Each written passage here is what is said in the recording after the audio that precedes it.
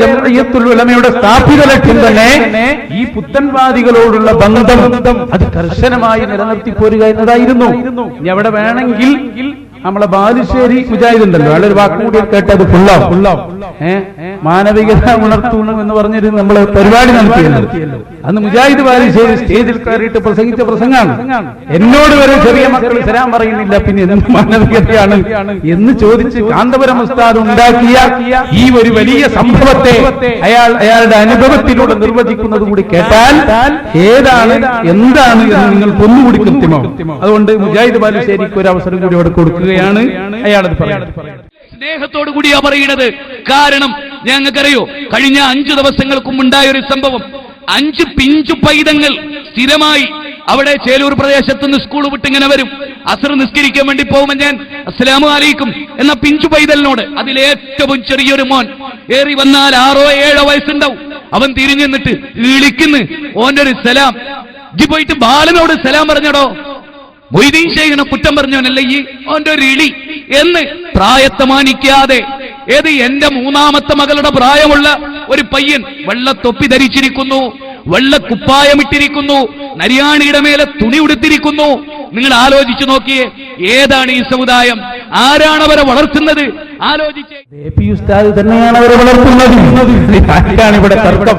അപ്പൊ ചുരുക്കത്തിൽ മുബത്തദീങ്ങളോടും അതുപോലെ പുത്തൻവാദികളോടും കള്ളത്തരീക്കത്തുകാരോടും ശക്തമായ ആ ഒരു കർശന ബോധത്തോടെ ഈ സമൂഹത്തെ വളർത്തിയെടുക്കുകയും അത് ചെറിയ മദ്രസകളിൽ പോലും പ്രാവർത്തികമാക്കുകയും ചെയ്ത് സമൂഹത്തെ നന്മയിലേക്ക് നയിച്ചത് അത് സമസ്തയാണ്, സമസ്ത കേരള ജംഇയ്യത്തുൽ ഉലമയുടെ നേതാക്കളാണ് എന്ന കാര്യത്തിൽ ഇവിടെ തർക്കമില്ല. ഇനി ഞാൻ അവിടെ ഒന്നുകൂടി പറയാം. ഏത് കാലത്തും സുന്നത്ത് ജമാഅത്തിന്റെ വളർച്ച നമ്മുടെ ആദർശ രംഗത്തെ പോരാട്ടത്തിലൂടെ തന്നെയാണ് ഇവിടെ ഉണ്ടായിട്ടുള്ളത്. മഹാനായ അബ്ദുല്ലാഹ് ഇബ്നു അബ്ബാസ് റളിയല്ലാഹു അൻഹുമാ വാദപ്രതിവാദം നടത്തി. ഒറ്റ വാദപ്രതിവാദം കൊണ്ട് ആയിരക്കണക്കിന് 10,000-കണക്കിന് ആളുകൾ സുന്നത്ത് ജമാഅത്തിലേക്ക് വന്നു. നോക്കൂ നിങ്ങൾ, ഇന്നും ജനമനസ്സുകളിൽ ജീവിച്ചുകൊണ്ടിരിക്കുന്ന നമ്മുടെ നേതാക്കൾ ശൈഖുനാ ഇ.കെ. ഹസൻ മുസ്ലിയാർ, അല്ലാഹു അവിടുത്തെ ദർജ വർദ്ധിപ്പിച്ചു കൊടുക്കുമാറാകട്ടെ. എന്തുകൊണ്ടാണ് ഇന്നും സുന്നികൾക്ക് മറക്കാൻ പറ്റാത്തത്? ആദർശ രംഗത്ത് ഒരു വലിയ സ്ഫോടനമായിരുന്നു. അതിന്റെ ശേഷം കടന്നു വന്ന ബഹുമാനപ്പെട്ട ഖമറുൽ ഉലമ ഉസ്താദ് അവറുകൾ, ഞാൻ പറയുന്നത് ആദർശ രംഗത്ത് അതിശക്തമായ ഒരു മുന്നേറ്റം തന്നെ നമ്മൾ നടത്തുകയും നമ്മുടെ സംഘടനയും നമ്മുടെ ഉലമാക്കളും അത് ഇപ്പോഴും നിലനിർത്തി പോരുന്നു എന്നത് തന്നെയാണ് വസ്തുതകൾ സംസാരിക്കുന്നത്. അതിന്റെയും ചില തെളിവുകൾ ഞാൻ ഇവിടെ കൊണ്ടുവരികയാണ്.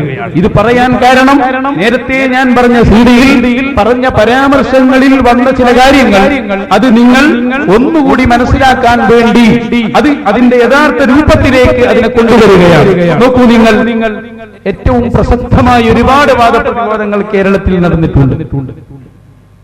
ഒരുപാട് വാദപ്രതിവാദം പറഞ്ഞാൽ പലപ്പോഴും ശൈഖുനാ ഉസ്താദിന്റെ കൂടെ ഇരുന്നാൽ പഴയ കാലത്ത് നടന്ന വാദപ്രതിവാദങ്ങളും സംവാദങ്ങളും ഒക്കെ നമുക്ക് പറഞ്ഞു തരുമ്പോ ഒരുപാട് അനുഭവങ്ങൾ, ഞാൻ പറഞ്ഞല്ലോ 24 മണിക്കൂറിൽ നടത്തിയ വാദപ്രതിവാദങ്ങളുണ്ട്. 24 മണിക്കൂർ ഒറ്റക്ക്.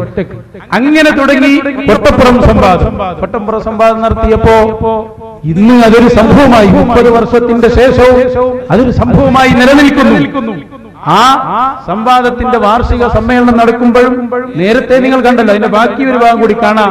ഇത് മുസ്തഫൽ ഫൈ അയാളെ പ്രസംഗത്തിൽ അയാൾ അറിയാതെ പറഞ്ഞുപോയി. അവിടെ കാന്തപുരം ശക്തമായി തന്നെ തിളങ്ങുകയും അദ്ദേഹത്തിന്റെ റോള് നിലനിർത്തുകയും ചെയ്തു എന്ന് അദ്ദേഹം അറിയാതെ പറയുന്നുണ്ട്. അത് സിഡിയിൽ നിന്ന് കട്ട് ചെയ്തിട്ടുണ്ട്, അത് വേറൊരു കാര്യം. അത് രണ്ടും ഞാൻ കാണിക്കാം. ഞാൻ പറഞ്ഞു വരുന്നത് ആദർശരംഗം നിലനിർത്തുന്നതും മുബത്തദീങ്ങളോടുള്ള ഈ ബന്ധത്തിൽ ശക്തമായ നിലപാടെടുത്തതും നമ്മുടെ ഉലമാ തന്നെയാണ് എന്നുള്ളതിൽ യാതൊരു തർക്കവും വേണ്ട എന്ന് വളരെ ശക്തമായി ഓർമ്മപ്പെടുത്താൻ വേണ്ടി തന്നെയാണ് മുസ്തഫൽ ഫൈസിയുടെ വാക്കുകൾ ഒന്ന് കേൾപ്പിച്ചു. എല്ലാവരും അവരുടേതായ ഉത്തരവാദിത്വം ശരിയായ നിലക്ക് നിർവഹിച്ചു.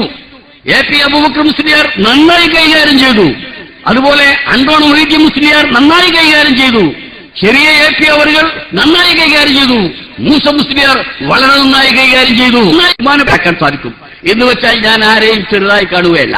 ആ വാദപ്രതിവാദ രംഗത്ത് അന്നുണ്ടായിരുന്ന പണ്ഡിതന്മാരെല്ലാം ഉസ്താദുമാരുടെ നേതൃത്വം സ്വീകരിച്ചുകൊണ്ട്, ശംസുൽ ഉലമയുടെയും ബഹുമാനപ്പെട്ട കോട്ടുമല ഉസ്താദിന്റെയും എല്ലാം നേതൃത്വം സ്വീകരിച്ചുകൊണ്ട് അവരുടെ നിർദ്ദേശങ്ങൾ അക്ഷരം പതി സ്വീകരിച്ചുകൊണ്ടാണ് ആ സ്റ്റേജിൽ കയറിയത്. അപ്പോ എ.പി. ഉസ്താദ് വളരെ ശക്തമായി കൈകാര്യം ചെയ്തു.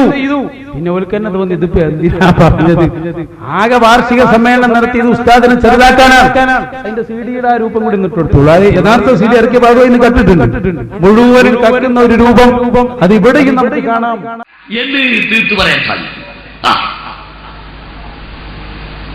നേരെ പിന്നിലായിരുന്നു ഞാൻ, നേരെ പിന്നിലായിരുന്നു. അദ്ദേഹമാണ് മുന്നിൽ സംസാരിക്കുന്നത്. അത് കുറച്ച് ആളുകൾക്ക് മാത്രം എന്ന് വിചാരിച്ച് ആളുകളെ വഞ്ചിക്കാൻ ശ്രമിക്കരുത്. സംഭവം നടന്ന് സഹോദരങ്ങളെ,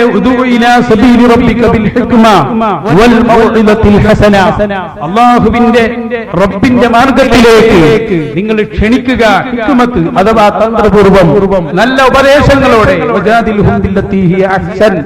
ഏറ്റവും നല്ല മാർഗത്തിൽ സമൂഹത്തിന് ഉപകരിക്കുന്ന രൂപത്തിൽ വാദപ്രതിവാദങ്ങളിലൂടെ ജനങ്ങളെ ക്ഷണിക്കുക എന്ന വിശുദ്ധ ഖുർആനിന്റെ ഓർമ്മപ്പെടുത്തൽ സമൂഹത്തിന് പഠിപ്പിച്ചുകൊണ്ട് നടത്തിയ നമ്മുടെ ആദർശ പോരാട്ടം എത്രത്തോളം എത്തിയത്.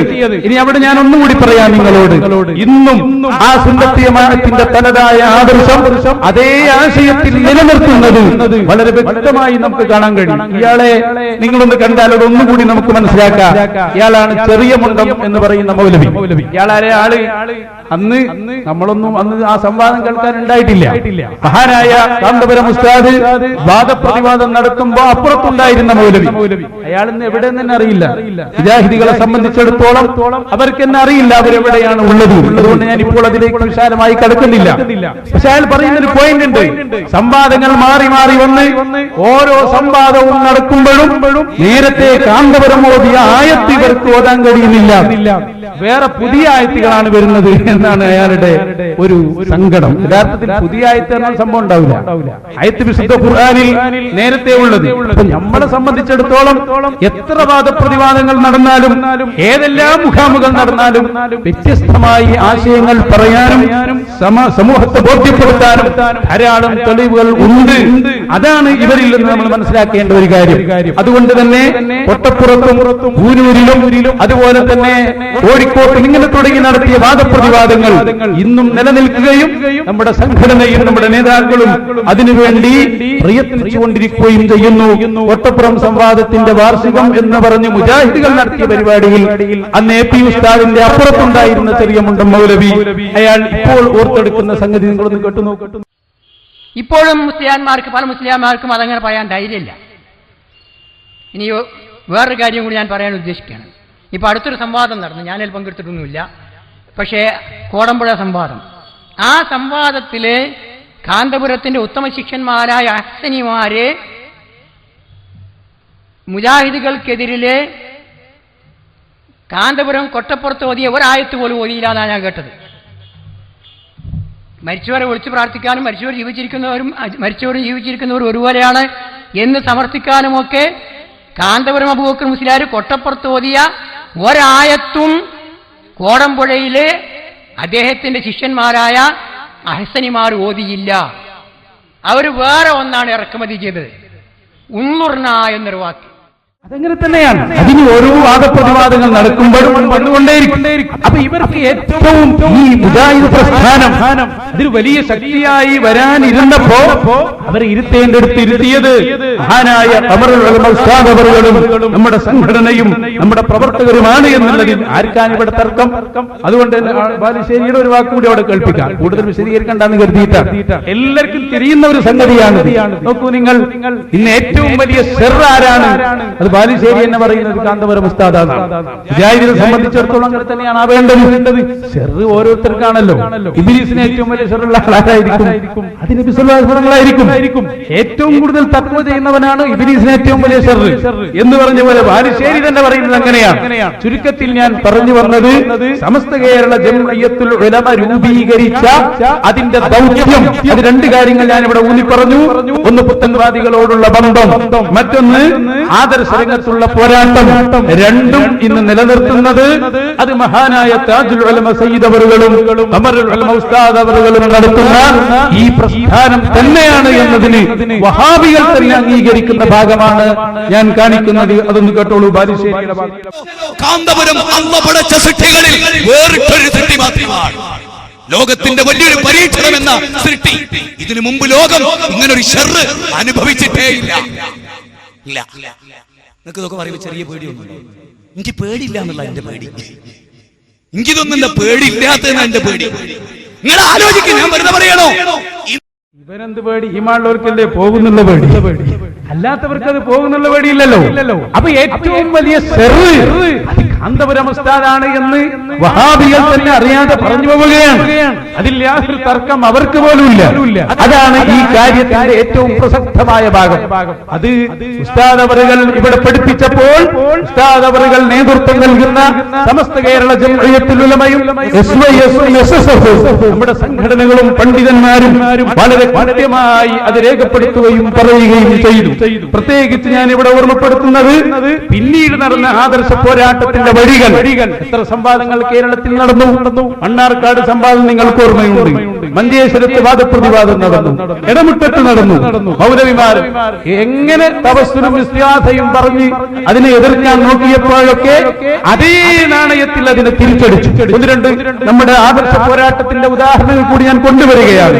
എന്തുകൊണ്ട് സമസ്ത എന്തിനാണോ രൂപീകരിച്ചത്, ആ രൂപീകരണത്തിന്റെ യഥാർത്ഥ ലക്ഷ്യം അത് നിലനിർത്തുന്നത് ഇന്ന് നമ്മുടെ സംഘടനയും നേതാക്കളും തന്നെയാണ് എന്ന് മറുവിഭാഗത്തെയും എല്ലാവരെയും ഒന്നുകൂടി ആണിയടിച്ച് ഓർമ്മപ്പെടുത്താൻ വേണ്ടി തന്നെ പേരോട് ഉസ്താദിന്റെ വാക്കുകൾ ഞാൻ ഇവിടെ കൊണ്ടുവരികയാണ്. ഇതിലുണ്ട് ഇല്ലാന്ന് നിഷേധിക്കും. ഞാൻ വായിച്ചതിലില്ലാന്നുണ്ടോ? ഞാൻ വായിച്ചതിലില്ലേ? അതിനപ്പുറണ്ടോ അപ്പുറണ്ടോ? അത് നിങ്ങളാ തെളിയിക്കേണ്ടത്. അപ്പുറത്തും ഇപ്പുറത്തും അതിന് എതിരുണ്ടെങ്കിൽ നിങ്ങൾ വായിക്കും. ഞങ്ങളല്ലേ വായിക്കണം. ഇപ്പറഞ്ഞത് അതിലുണ്ടോ? അപ്പുറം വായിക്കണം. അപ്പുറം വായിച്ച ഇപ്പുറം വായിച്ച നടുവത്ത് ഇല്ലാതാവോ? നടുവത്ത് വായിച്ചിരിക്കുകയെങ്കിൽ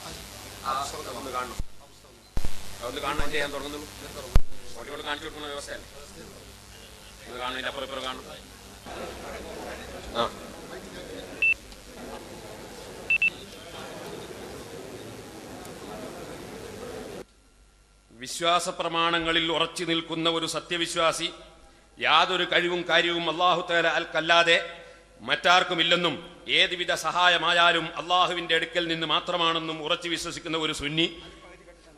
അതെ, നേരത്തെ വായിക്കുമ്പോൾ തീർത്തും വായിച്ചിട്ടില്ല. മറ്റൊരാൾക്ക് സുജൂദ് ചെയ്താൽ പോലും അത് ശിർക്കാവുകയില്ല. കർമ്മശാസ്ത്ര വീക്ഷണത്തിൽ അത് ഹറാമായേക്കാം. അതുകൊണ്ടാണല്ലോ അല്ലാഹു തആല ആദം നബിക്ക് സുജൂദ് ചെയ്യുവാൻ മലക്കുകളോട് കൽപ്പിച്ചത്. മലക്കുകളുടെ സുജൂദ് ശിർക്കല്ല. മലക്കുകളുടെ സുജൂദ് ശിർക്കാൻ നിങ്ങൾക്ക് വാദമുണ്ടോ? നിങ്ങൾ ഇങ്ങനെ മൂടി വെച്ച് വായിക്കൽ നിങ്ങൾ സാധാരണ പതിവാണ്, അതുകൊണ്ടാണ് വാങ്ങിയത്. നിങ്ങൾ ഈ മുജാഹിദ് എന്ന് പറഞ്ഞ ആശയം തന്നെ കളവാണ്. ദജ്ജാലൂന കദ്ദാബൂന യഅ്തൂനകും മിനൽ ഹദീസി ബിമാ ലം തസ്മഉ അൻതും വലാ അബാഉകും. നിങ്ങളെ ഉപ്പാപ്പമാര് കേൾക്കാത്ത പുതിയ വർത്തമാനങ്ങളും കൊണ്ടുവരുന്നവർ കബളിപ്പിക്കുന്നവരാണ്, പച്ചക്കള്ളം പറയുന്നവരാണ് എന്ന് അല്ലാഹുവിന്റെ റസൂൽ പറഞ്ഞ് തെളിഞ്ഞിരിക്കുകയാണ്. ഇവിടെ ഇതുമായി ബന്ധപ്പെട്ട കാര്യങ്ങൾ എന്താണെന്ന് നോക്കിയിട്ട് അത് വായിക്കട്ടെ. നമ്മൾ ഏതാണെങ്കിലും എന്റെ സമയമാണ്. നിങ്ങൾ ആളുകൾ ശ്രദ്ധിക്കാൻ അവസരം കൊടുക്കണം. സമയം തരും. ഈ ലേഖനം ആദ്യം മുതൽ അവസാനം വരെ നിങ്ങൾ വായിച്ചോളി. എനിക്കത് വായിക്കേണ്ട ആവശ്യമില്ല. നിങ്ങളെ ലേഖനം മുഴുവൻ വായിക്കാൻ എന്റെ പണി. അത് ഞാൻ വായിക്കേണ്ടത് വായിക്കും. കളവ് പറയാനായി വഹാബികൾ ഇങ്ങനെയുള്ള ഖണ്ഡനങ്ങളും സംവാദങ്ങളും വാദപ്രതിവാദങ്ങളും അത് മുജാഹിദ് ഏത് രൂപത്തിലാണോ നമ്മൾ അടിച്ചത് അതേ രൂപത്തിൽ തിരിച്ചടിച്ചുകൊണ്ട്, അത് വാദപ്രതിവാദമാണെങ്കിൽ വാദപ്രതിവാദം, ഖണ്ഡനമാണെങ്കിൽ ഖണ്ഡനം. ഇവിടെ എത്തി വഹാബികൾ. അത് ഞാൻ മൗലവിമാരെ കൊണ്ട് തന്നെ പറയിപ്പിച്ച വിഷയത്തിലേക്ക് തുടരുകയാണ്. നോക്കൂ, നിങ്ങൾ ഇന്ന് തൗഹീദ് എന്ന് പറയാൻ മുജാഹിദുകൾക്ക് അവകാശമില്ലാത്ത ഒരു രൂപത്തിലേക്ക് അവരെത്തിപ്പോയി. തൗഹീദ് പ്രസ്ഥാനം, അങ്ങനെ പേരെന്താ? തൗഹീദ് പ്രഭാഷണം, ഇസ്ലാഹി പ്രഭാഷണം. നമ്മളെ വിഷയങ്ങളിൽ അവർക്ക് ഇടപെടാൻ കഴിയാതെ വരുന്നത് അതുകൊണ്ടാണ്. കാരണം നമുക്കിടയിൽ ഉണ്ടാകുന്ന പ്രശ്നങ്ങളെ സമീപിക്കുമ്പോ അവരടിത്തറ തന്നെ പൊളിഞ്ഞെടുക്കുകയാണ്. തൗഹീദിൽ തന്നെ പ്രശ്നം സൃഷ്ടിച്ചെടുത്ത ഒരു കൗമിന് മറ്റുള്ള കാര്യങ്ങളിൽ എന്ത് കാര്യം? നോക്കൂ, നിങ്ങൾ തൗഹീദ് പറഞ്ഞ് ശിർക്ക് പ്രചരിപ്പിക്കാൻ വേണ്ടി വന്നവർ ഒടുവിൽ തൗഹീദ് എന്ന വാക്ക് പറയാൻ പേടിക്കുന്നു. അനസ് മൗലവി പറയുന്ന ഒരു വാക്ക് ഇൻഷാ അല്ലാഹ് ഞാൻ നിങ്ങളെ കേൾപ്പിക്കാം. അത് കൃത്യമായി ഞാൻ പറയാൻ കാരണം അന്ന് വരക്കൽ മുല്ലക്കോയ തങ്ങൾ തുടങ്ങിയ സംഭവം ഇമാമിയങ്ങളിലൂടെ മഹാന്മാരിലൂടെ കാന്തപുരം ഉസ്താദ് നിർവഹിക്കുകയും പിന്നീട് പേരൂർ ഉസ്താദും നമ്മുടെ ആലിമീങ്ങളും അത് ഏറ്റെടുക്കുകയും ചെയ്തപ്പോൾ ഒടുവിൽ മുജാഹിദുകൾ പറയുന്നത് നമുക്ക് തൗഹീദ് എന്ന് പറയാൻ തന്നെ പറ്റാത്ത ഒരു സാഹചര്യം ഇവിടെ ഉണ്ടായി എന്നാണ്. ഇത് നമ്മുടെ ആദർശ പോരാട്ടത്തിന്റെ വിജയമാണ്. അതൊന്ന് പെട്ടെന്ന് കേൾപ്പിച്ചു. എന്നാൽ ജിന്നവാദവുമായി കടന്നു വന്നവരെ സംബന്ധിച്ചിടത്തോളം അവർക്ക് ഇന്ന് തൗഹീദ് എന്ന് പറയാൻ കഴിയാത്ത അവസ്ഥയാണെന്ന് മാത്രമല്ല, നമ്മുടെ നാട്ടിലുള്ള മുസ്ലിയാക്കന്മാരുടെ മുന്നിൽ പകച്ചു നിൽക്കുകയാണ്. എന്ത് പറയണമെന്നറിയാതെ മുസ്ലിയാക്കൾ ഇവരോട് ചോദിക്കാൻ തുടങ്ങി. എന്താ ചോദിക്കുന്നത്? അല്ലെങ്കിൽ ഞാൻ നിങ്ങളെ വെല്ലുവിളിക്കുന്നു, നിങ്ങളുടെ സമയത്ത് നിങ്ങൾക്ക് പറയാൻ കഴിയണം, ഒരാൾ പുഴയിൽ വീണാൽ, ശരിക്കും കേട്ടോളൂ, പുഴക്കരയിൽ വെച്ച് തന്നെയാണ്, പുഴയിൽ വീണാൽ ഹയ്യും ഖാദിറും ഹാദിറുമായ ജിന്നിനോട് സഹായം തേടൽ ശിർക്കാണ് എന്ന് പെടുന്നു പറയാൻ കഴിയണം. അത് കഴിഞ്ഞിട്ടില്ല, കഴിയുകയുമില്ല. കാര്യമെന്താ? അങ്ങനെ ജിന്നിനോട് സഹായം തേടൽ ശിർക്കാന്ന് പറഞ്ഞാൽ പിന്നെ വിജയപ്രദേശത്ത് ശിർക്കാന്ന് വരൂലേ? പുഴയിൽ ശിർക്കാന്ന് വരൂലേ? അവന് പറയാൻ പറ്റുമോ? അപ്പൊ മൂല്യാരിത് കണ്ടു, മിണ്ടാതിരിക്കുന്നത് കേട്ടിട്ട് വീണ്ടും ശക്തമായി ചോദിക്കുകയാണ്. എന്താ ചോദ്യം? കാരണം ജിന്നെ രക്ഷിക്കണേ, പുഴയിൽ വീണ മൗലവി വിളിച്ചു പറയുകയാണ്. സർക്കാർ നേരിടുന്നെങ്കിൽ ധൈര്യമുണ്ടോ? ഹയ്യും ഖാദിറും ഹാദിറുമായ ഒരു ജിന്നിനെ വിളിച്ചു ജിന്നേ ശൈത്താനെ ഇബ്ലീസേ രക്ഷിക്കണേ എന്ന് പറഞ്ഞാൽ ശിർക്കാന്ന് പറയാൻ ധൈര്യമുള്ള ഒറ്റ കുട്ടികളുണ്ടോ? വെല്ലുവിളിക്കുന്നു. എന്തിനാണോ നിങ്ങളെ പറ്റലി? ഞങ്ങളെ ചോദ്യ, പുഴയിൽ വീണ മൗലവി ഹയ്യും ഖാദിറും ഹാദിറുമായ ഇഫ്രീത്തിനെ വിളിച്ച ശിർക്കാണോ അല്ലേ? ഇത് പറയാണ്ട് ഒന്നും പറയാനില്ല. മൗലവിക്ക് തന്നെ തോന്നുകയാണ്, ഇനി അനസ് മൗലവിയാണ് അത് പൂർത്തീകരിച്ചു കൊടുത്തത്. ഒന്നും പറയാനില്ല. തൗഹീദ് പറയാനുള്ള അവകാശം മുജാഹിദുകൾക്ക് നഷ്ടപ്പെട്ടു. ഇനി ഒന്നുകൂടി ഞാൻ അവിടെ പറയാം. നിങ്ങൾ ചിന്തിച്ചോ, അവസാനപ്പോ ഇവിടെ എത്തിയറിയോ? സക്കരിയ സലാഹി പറയുന്ന ഒരു വാക്കുകൂടിയുണ്ട്. ഞാൻ പറയുന്നത് അവർക്ക് എന്ത് പ്രശ്നം വന്നാലും ഇടപെടാൻ അധികാരമില്ലാതെ പോയത് കൊണ്ടാണ് അടിത്തറ തന്നെ തകർന്നു പോയി. നോക്കൂ നിങ്ങൾ, നമ്മളെ മുത്തന്നൂര് പള്ളി കേസ് ഉണ്ടായിരുന്നല്ലോ പണ്ട്. അപ്പൊ അതിലൊരു മൊല്ലാക്ക ഉണ്ടായിരുന്നു. മൊല്ലാക്കനെ കുറിച്ച് നിങ്ങൾക്ക് അറിയാലോ. ആ മൊല്ലാക്ക എന്താ വിചാരിക്കാന്നപ്പോ സക്കരിയന്റെ സംശയം നിങ്ങൾ മനസ്സിലാക്കണം. ഇയാൾ പറയുന്നത് മുജാഹിദിന്റെ പഴയകാല നേതാക്കൾ വളരെ കഷ്ടപ്പെട്ടുണ്ടാക്കിയതാണ് ഈ പ്രസ്ഥാനം. നമ്മൾ ഈ രൂപത്തിൽ നശിപ്പിച്ചാൽ അവർന്ന് പഴയ മൗലവിമാർ ഇത് കാണുന്നുണ്ടാവില്ലേ? എന്താ വിചാരിക്കാം? ഒരു മൗലവി പ്രസംഗിക്കുകയാണ്. അപ്പൊ സക്കരിയ ചോദിക്കുന്നുണ്ട്, നബിതങ്ങൾ എന്നെ കാണുന്നില്ല, പിന്നെ എങ്ങനെ എന്റെ മൗലവി കാണുക? നിങ്ങൾ ചിന്തിച്ചു നോക്ക്, ഇവര് തമ്മിലുള്ള ആ ഒരു ആശയ പാപ്പരത്വം. അതിന്റെ ഒന്ന് രണ്ട് ഉദാഹരണം. അതിൽ ആദ്യം പ്രസംഗിക്കുന്നത് യൂസുഫ് മൗലവി എന്ന് പറയുന്ന ഇടവണ്ണപ്പാകരക്കാരൻ ഒരു മൗലവിയാണ്. സക്കരിയന്റെ സുഹൃത്തായിരുന്നു നേരത്തെ. ഇപ്പൊ അയാൾ വേറെ ഗ്രൂപ്പിലാണ്. അത് രണ്ടു കൂടി നിങ്ങളൊന്ന് കേട്ടോ. എന്നാ മുജാഹിദ് എവിടെ എത്തി നിങ്ങൾക്ക് മനസ്സിലാക്കണം. ഇവിടെ പ്രസംഗിച്ച് യൂസുഫ് മുസ്ലിയാർ പറയാണ്, മുത്തനൂർ പള്ളിക്കേസിലെ മൊല്ലാക്ക ചോദിക്കും പരലോകത്ത്. ഒരാഴ്ചക്കാലത്തോളം മുത്തന്നൂരിലെ ഒരു മയ്യത്തുമായി ആ കാലഘട്ടത്തിലെ ന്യൂനപക്ഷമായ മുജാഹിദുകൾ ഒരു ആഴ്ചക്കാലത്തോളം നടന്നിട്ടുണ്ടെങ്കിൽ സുഹൃത്തുക്കളെ, ആ മയ്യത്തിനെ നാളെ പരലോകത്ത് ഹാജരാക്കൂലേ? അയാളെ അല്ല പുനർജനിപ്പിച്ചു കൊണ്ടിരില്ലേ?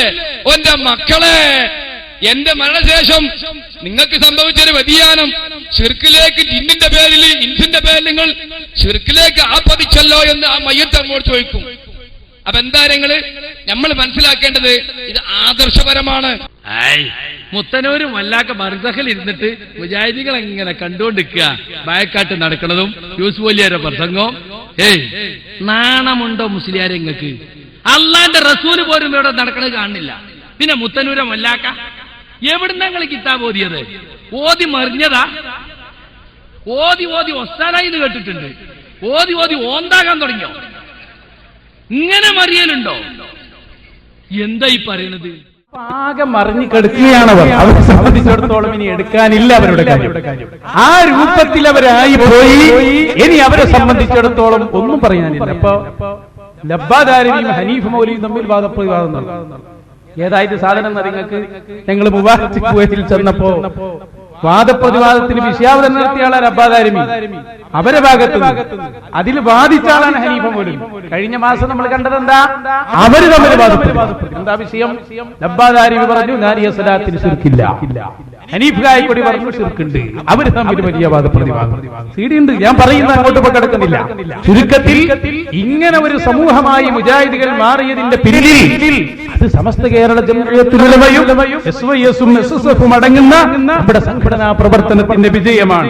ഇനി നിങ്ങൾ അവിടെ ഒന്നുകൂടി പറയാ, ആത്മീയ നേതൃത്വം നിങ്ങൾ എടുത്തു നോക്കിക്കോളൂ. കൃത്യമായി നമ്മൾ പറഞ്ഞ വിഷയത്തിൽ ഒന്നുകൂടി ഊന്നി പറയുന്നു. കേരളത്തിൽ ജീവിച്ച കഴിഞ്ഞുപോയ മഹാരഥന്മാർ, അവർ മുഴുവനും ആശീർവദിച്ച പണ്ഡിതന്മാർ ആരാണ് എന്നൊന്ന് പരിശോധിക്കുക. ഹബീബായ മുഹമ്മദ് റസൂലുള്ളാഹി സ്വല്ലല്ലാഹു അലൈഹി വസല്ലം തങ്ങൾ പറഞ്ഞു, ഇന്നല്ലാഹ യബ്അസു ബിഹാദിഹിൽ ഉമ്മത്തി അലാ റഅസി കുല്ലി മിഅ.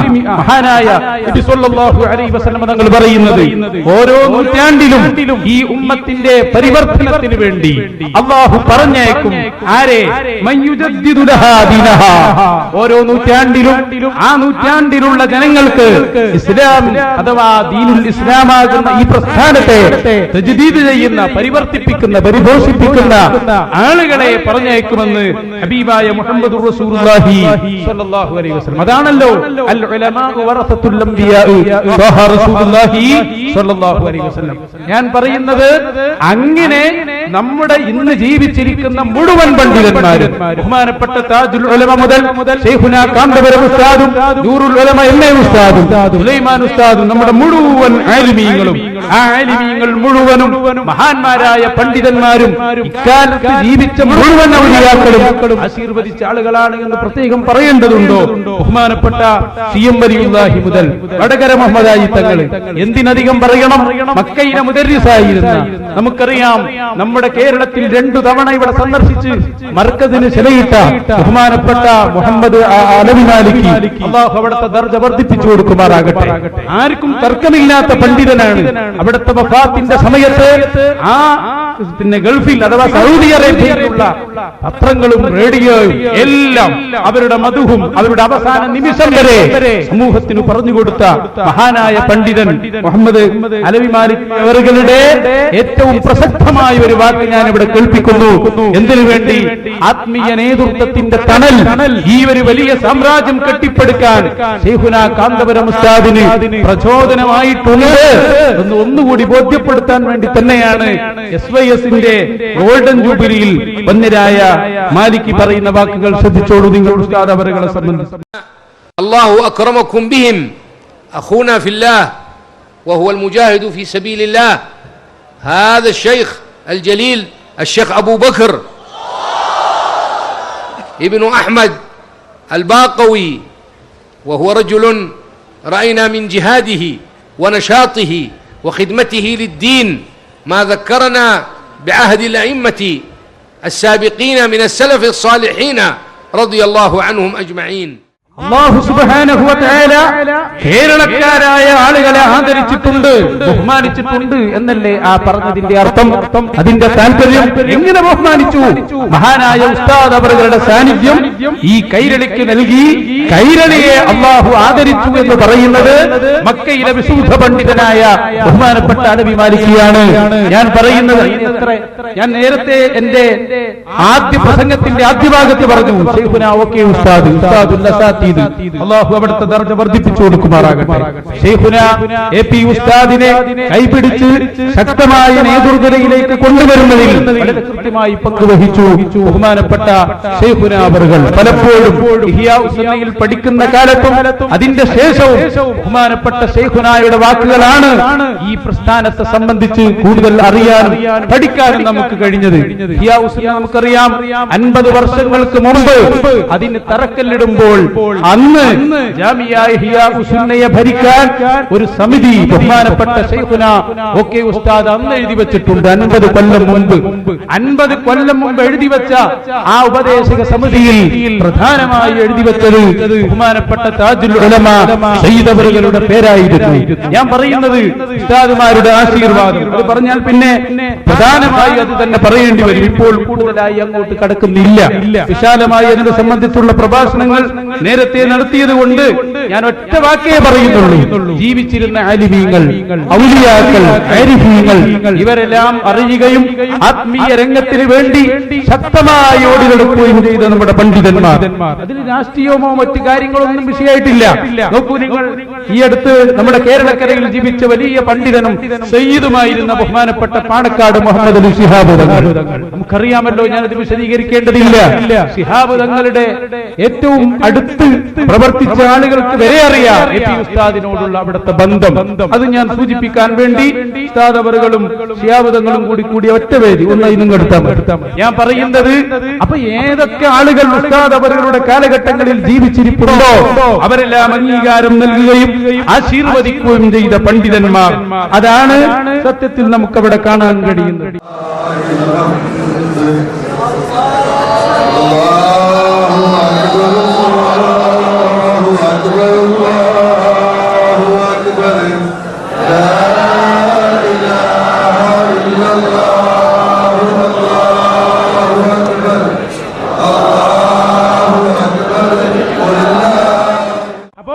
ഏതൊക്കെ പണ്ഡിതന്മാർ ജീവിച്ചിരിപ്പുണ്ടോ അല്ലെങ്കിൽ ആരിഫീങ്ങളും ഔലിയാക്കളും കഴിഞ്ഞു പോയിട്ടുണ്ടോ അവരെല്ലാവരും ആശീർവദിക്കുകയും ബഹുമാനം നൽകുകയും ചെയ്ത പണ്ഡിതന്മാരാണ് ബഹുമാനപ്പെട്ട ഈ പണ്ഡിതന്മാരെന്ന് ഒന്നുകൂടി ഇവിടെ ഊന്നി പറയുകയാണ്. ഇനി ഞാൻ പ്രധാനപ്പെട്ട ഒരു വിഷയത്തിലേക്കും കൂടി വരാം. ഞാൻ പറയുന്ന പോയിന്റുകൾ കൃത്യമായി നിങ്ങൾ ഉൾക്കൊള്ളുക, മനസ്സിലാക്കുക. സമസ്ത കേരള ജംഇയ്യത്തുൽ ഉലമ അതിന്റെ തുടക്കം മുതൽ അതിന് ലക്ഷ്യങ്ങളുണ്ടായിരുന്നു. ആ ലക്ഷ്യം വഹാബിസത്തിനെതിരെയുള്ള പോരാട്ടമായിരുന്നു, ആദർശരംഗത്തുള്ള ഉണർവായിരുന്നു, ആത്മീയതയും അതുപോലെ തന്നെ അതിനോടനുബന്ധമായ കാര്യങ്ങളും ഈ സമൂഹത്തെ പഠിപ്പിക്കലായിരുന്നു. അതിന്റെ പൂർണ്ണ രൂപമാണ് നാം ഇവിടെ കണ്ടുകൊണ്ടിരിക്കുന്നത്.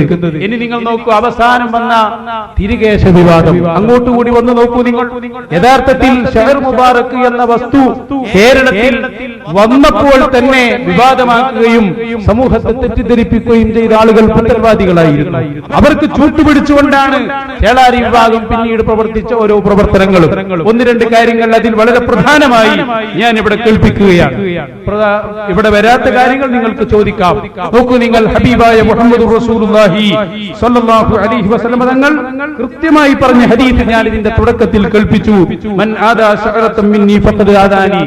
എന്റെ ഇരുകേശത്തെ ഒരാൾ ബുദ്ധിമുട്ടിച്ചാൽ അത് എന്നെ ബുദ്ധിമുട്ടിക്കലാണെന്ന് ആര് പറയുന്നു? ഷഫീഉനാ റസൂലുള്ളാഹി സ്വല്ലല്ലാഹു അലൈഹി വസല്ലം. എന്നെ ബുദ്ധിമുട്ടിച്ചാലോ നബി തങ്ങൾ പറയുകയാണ് ഫഖദ് ആദല്ലാ, അവൻ ബുദ്ധിമുട്ടിച്ചത് അല്ലാഹുവിനെയാണെന്ന് ഹബീബായ മുഹമ്മദ് റസൂലുള്ളാഹി സ്വല്ലല്ലാഹു അലൈഹി വസല്ലം. അപ്പോൾ അഷ്റഫുൽ ഖൽഖ് സ്വല്ലല്ലാഹു അലൈഹി വസല്ലം തങ്ങളുടെ ശരീരത്തിന്റെ ഒരു ഭാഗം, അതിന്റെ ബറക്കത്ത് നോക്കൂ നിങ്ങൾ. ഞാൻ അതിലേക്ക് കൂടുതൽ കടക്കുന്നില്ല. അതൊരു വീട്ടിലുണ്ടായാൽ ബഹുമാനപ്പെട്ട അല്ലാമ ഇസ്മാഈലുൽ ഹഖി അൽ ബറൂസബി ബഹുമാനപ്പെട്ടവർ പറയുന്നത് കാണാം, ലൗദിക ശഅറു റസൂലില്ലാഹി സ്വല്ലല്ലാഹു അലൈഹി വസല്ലം. നബി തങ്ങളുടെ തിരുകേശം, ഔ അസാഹു അല്ലെങ്കിൽ അവിടുത്തെ വടി, ഔ സൗതുഹു അല്ലെങ്കിൽ അവിടുത്തെ ചാട്ടവാർ, ഇങ്ങനെ നബിതങ്ങളുമായി ബന്ധപ്പെട്ട ഒരു സാധനം വെക്കപ്പെട്ടാൽ അലാ ഖബരി കണ്ടോ, അലാ ഖബരി ആസിൻ, ഒരു ദോഷിയായ മനുഷ്യന്റെ ഖബറിന്റെ മുകളിൽ ഈ വസ്തു വെക്കപ്പെട്ടാൽ ലനജാ ദാലികൽ ആസി ബിബറകാതി തിൽക ദഖീറതി മിനൽ അദാബ്, ഈ വെക്കപ്പെട്ട വസ്തുക്കളുടെ ബഹുമാനം കാരണം അയാൾ ശിക്ഷയിൽ നിന്ന് രക്ഷപ്പെടുമെന്ന് മഹാനായ ഇസ്മാഈലുൽ ഹഖി തങ്ങൾ പറയുകയാണ്. ഇൻ കാനത്ത് ഫീ ദാരി ഇൻസാനിൻ ഔ ബൽദത്തിൻ, കണ്ടോ, ഒരു നാട്ടിൽ ഈ ഷഹർ മുബാറക് ഉണ്ടായാൽ അല്ലെങ്കിൽ ഒരു വീട്ടിലുണ്ടായാൽ ലാ യുസീബു സുക്കാനഹാ, കണ്ടോ, ആ വീട്ടിൽ അല്ലെങ്കിൽ ആ നാട്ടിൽ താമസിക്കുന്ന ആളുകൾക്ക് എത്തുകയില്ല ബലാഉൻ, മുസീബത്ത് എത്തുകയില്ല ബിബറകാതിഹാ, ഈ തിരുകേശത്തിന്റെ അല്ലെങ്കിൽ ഈ ഹബീബ് നബി സ്വല്ലല്ലാഹു അലൈഹി വസല്ലം തങ്ങളുമായി ബന്ധപ്പെട്ട വസ്തുക്കളുടെ ബറക്കത്ത് കൊണ്ട്. പിന്നെ എന്തുകൊണ്ട് ബലാ എത്തുന്നു? അത് പിന്നെ വിവാദമാക്കുകയും അനാവശ്യമായ ഇടപെടലുകൾ വരികയും ചെയ്യുമ്പോഴാണ് സത്യത്തിൽ ബലാകളും കാര്യങ്ങളും വീണ്ടും വന്നുകൊണ്ടിരിക്കുന്നത്. അപ്പൊ അതുകൊണ്ട് ഈ രംഗത്ത് നമുക്ക് പറയാനുള്ള ഒന്ന് രണ്ട് കാര്യങ്ങൾ ഞാൻ പെട്ടെന്ന് പറഞ്ഞു പോവുകയാണ്. ഒന്നാമതായി തിരികേശ വിവാദം വന്നതുകൊണ്ട് ഒരുപാട് നേട്ടങ്ങൾ ഇവിടെ ഉണ്ടായിട്ടുണ്ട്. അതെന്താണ്? ഒന്നാമത്തെ നേട്ടം വഹാബികളെ കൊണ്ട് തിരുകേശത്തിന്റെ ശ്രേഷ്ഠത അംഗീകരിപ്പിക്കാൻ കഴിഞ്ഞു എന്ന് തന്നെയാണ്. അതിന്റെ ഒന്ന് രണ്ട് വാക്കുകൾ കേൾപ്പിച്ച് ഇൻഷാ അല്ലാഹ് ഞാനിതൊരൽപ്പം പറയാം. പാലിശ്ശേരി ഒന്നും ഇടപെട്ടു. അല്ലാഹുവിന്റെ റസൂൽ സ്വല്ലല്ലാഹു അലൈഹി വസല്ലമയുടെ മുടി, അല്ലാഹുവിന്റെ റസൂൽ സ്വല്ലല്ലാഹു അലൈഹി വസല്ലമയുടെ വിയർപ്പ്, അല്ലാഹുവിന്റെ റസൂൽ സ്വല്ലല്ലാഹു അലൈഹി വസല്ലമയുടെ വടി, അല്ലാഹുവിന്റെ റസൂൽ സല്ലല്ലാഹു അലൈഹി വസല്ലമയുടെ പുതപ്പ്, അല്ലാഹുവിന്റെ റസൂലുള്ളാഹി സ്വല്ലല്ലാഹു അലൈഹി വസല്ലമയുടെ ഡ്രസ്, അല്ലാഹുവിന്റെ റസൂൽ ഉപയോഗിച്ച പാത്രം, ഇതുകൊണ്ടെല്ലാം സഹാബികൾ ബർക്കത്തെടുത്തിരുന്നു, ബർക്കത്തെടുത്തിരുന്നു, ബർക്കത്തെടുത്തിരുന്നു, ബർക്കത്തെടുത്തിരുന്നു. മുജാഹിദുകളുടെ വിശ്വാസമാണ്. ശരിക്കും ശ്രദ്ധിക്കണം, മുജാഹിദുകൾ ശ്രദ്ധിക്കണം, ബാക്കിയുള്ളവർ ശ്രദ്ധിക്കണം. ബുഖാരി നിഷേധിക്കാൻ മുജാഹിദിന് കഴിയോ? മടവൂർ വിഭാഗത്തിന് കഴിയും, നമുക്ക് കഴിയില്ല. സ്വഹീഹ് മുസ്ലിം നിഷേധിക്കാൻ സുല്ലമിക്ക് കഴിയും, നമുക്ക് കഴിയില്ല.